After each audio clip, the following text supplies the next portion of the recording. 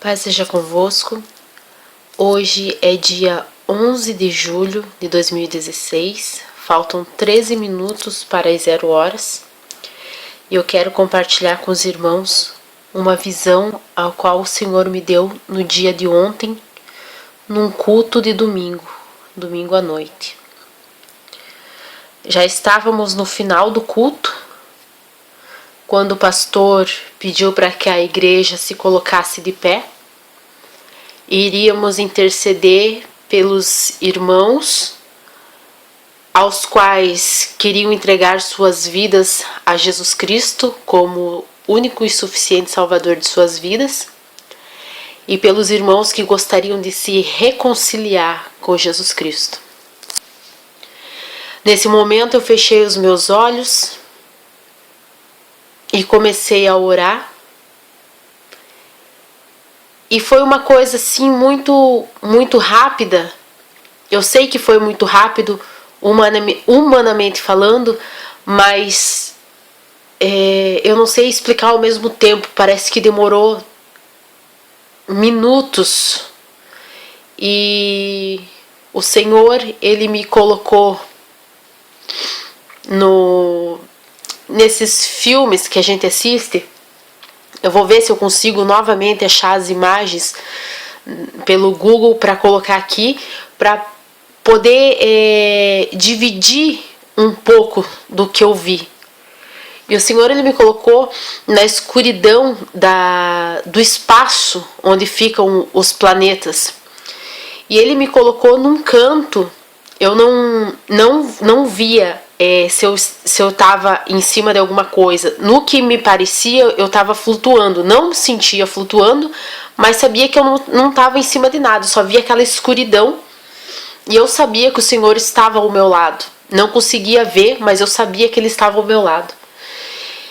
E eu estava abaixo da Terra do planeta Terra.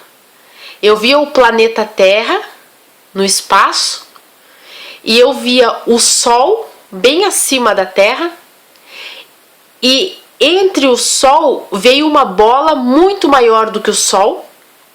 Essa bola ela já tinha passado pelo Sol, e conforme ela vinha em direção à Terra, a Terra ia se escurecendo. E aquela bola ela vinha na reta, na direção da Terra. Ela não ia em outro espaço escuro que tinha um espaço muito grande. Ela tinha passado do lado do Sol e ela vinha em cheio para acertar a Terra. E eu não consegui ver, mas eu sabia que o Senhor estava comigo ali. E como eu disse, foi no culto, não foi um sonho, foi uma visão que o Senhor me deu. Então foi questão de talvez segundos, mas para mim parece que demorou tanto tempo por causa daquela aflição de ver aquela bola ali que ia acertar a terra. E eu vim para casa, orei e chegou o horário de dormir. E o Senhor, Ele me deu um sonho ao qual eu estava numa terra, essas terras que eu não conheço pessoalmente, mas eu já vi bastante nos jornais. Essas terras do Nordeste, onde a terra de tanta sequidão ela se racha e ela forma tipo uns caminhos, toda a terra toda rachada. E o Senhor tinha me levado naquele lugar e eu sabia que eu estava ali fazendo a obra do Senhor. E tinha uma criança que ela me levava em todos os lugares, me apresentando e eu fazendo a obra. E quanto mais a gente andava, eu subia por morros para ir em alguns vilarejos para levar a palavra do Senhor. E era uma cidade pequena, parecia uma cidade do interior. E ela me levou até a rodoviária daquela cidade, que era um lugar onde tinha um fluxo grande de pessoas. E eu sabia que ali eu iria evangelizar, eu iria fazer a obra de Deus, eu iria proclamar o evangelho.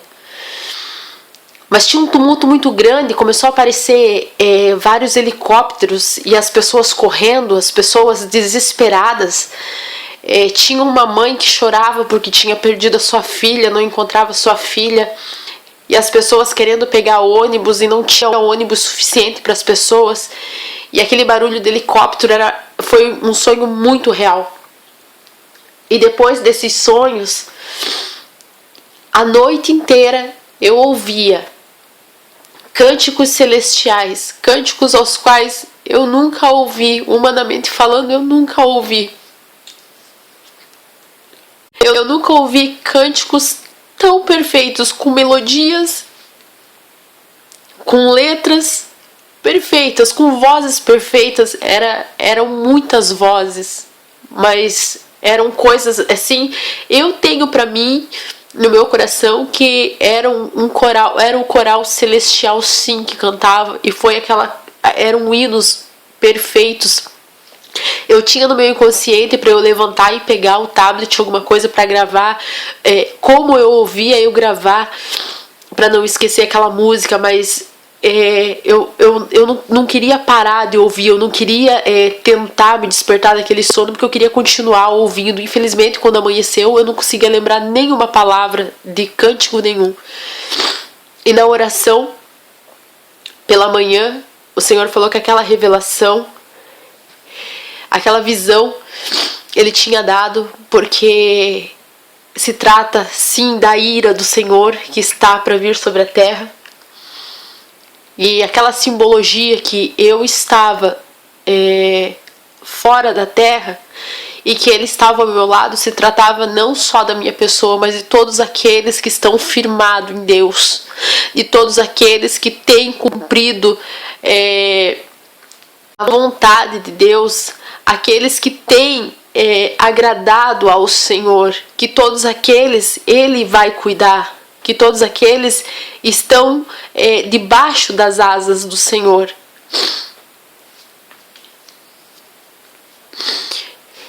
E foi falado também da iniquidade da terra, foi falado dos crentes que têm pisado o sangue de Jesus Cristo.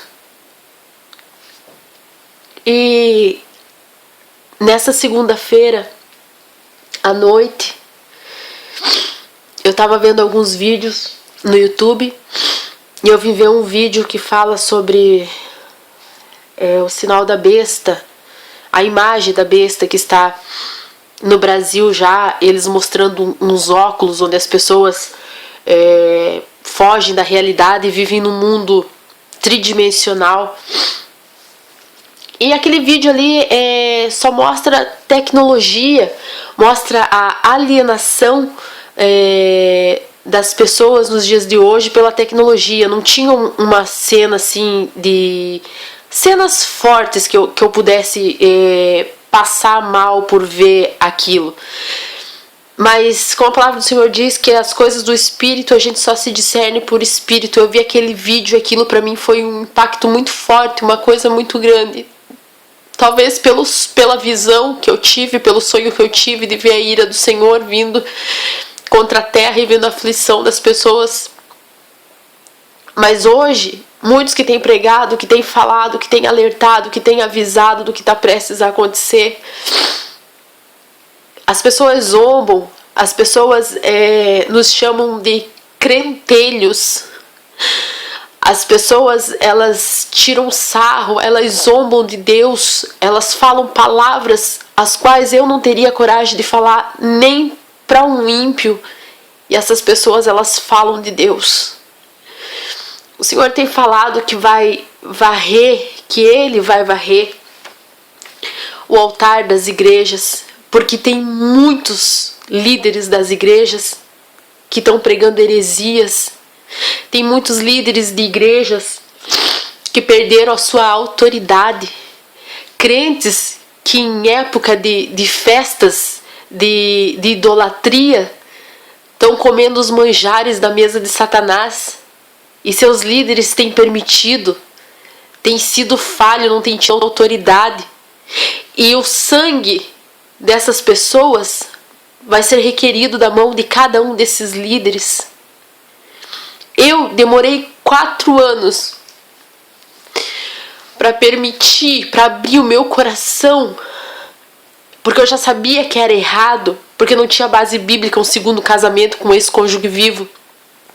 E eu demorei 4 anos para aceitar, assinar o divórcio do meu segundo casamento, para estar apta a servir a Deus integramente, para ter a certeza da minha salvação. E quando um pastor pediu para vir até a minha casa, para me fazer uma visita, uma pessoa de bem mais idade do que eu, e eu almejei tanto aquela visita, o pastor ele veio falar para mim que se o Senhor não restaurasse o meu primeiro casamento, Ele iria com certeza me providenciar um terceiro casamento. Misericórdia! A palavra do Senhor diz em 1 Timóteo 4,11: mas o Espírito expressamente diz que nos últimos tempos apostarão alguns da fé, dando ouvidos a espíritos enganadores e a doutrinas de demônios. Meu Deus, como que um pastor velho em idade vem até a casa de uma pessoa, qualquer pessoa que seja, e fala que se o seu primeiro casamento não deu certo e Deus te resgatou, te livrou do adultério, Deus vai preparar um terceiro casamento? Meu Deus, o que está acontecendo com a liderança das igrejas? Por isso tem tanto crente dentro da igreja, aquele que não lê a Bíblia, aquele que não está na luz da palavra do Senhor, em pecado. Porque os líderes têm ensinado o caminho largo. Irmãos, que esta visão, que esse sonho, que esse desabafo sirva para que você venha estar alerta das coisas que estão por vir, que você não venha dar ouvidos a falsos profetas, porque tem pessoas que saíram desastrosamente de um segundo casamento, como nós vimos há dias atrás, e tem colocado a culpa no outro, tem falado que é mais uma prova que Deus está dando. Não, meus irmãos, eu caí no adultério, eu vivi um segundo casamento, mas eu sabia que a culpa era minha. Eu sabia que eu não tinha seguido a palavra do Senhor. Eu sabia que em algum momento eu tinha dado uma brecha, eu tinha aberto uma brecha, eu tinha dado lado para o inimigo. Mas eu nunca culpei ninguém, a não ser o meu relapso, a não ser a minha falta de comunhão com Deus. Mas para a honra e glória do Senhor Jesus Cristo, Ele me libertou, Ele me abriu os olhos. E eu espero de coração que todos vocês que estão vendo esse vídeo, que vocês consigam também sentir a profundidade da importância que nós temos nesses últimos dias de fazer a vontade de Deus. Que nós temos a importância de compartilhar o Evangelho de Deus. Mesmo que as pessoas nos virem as costas ou que zombem. Mas nós vamos ter cumprido a nossa parte. Nós vamos ter feito o nosso id. E a nossa recompensa não é terrena. A nossa recompensa é celeste. Porque o nosso compromisso não é com o homem. O nosso compromisso é com Deus. Paz seja convosco.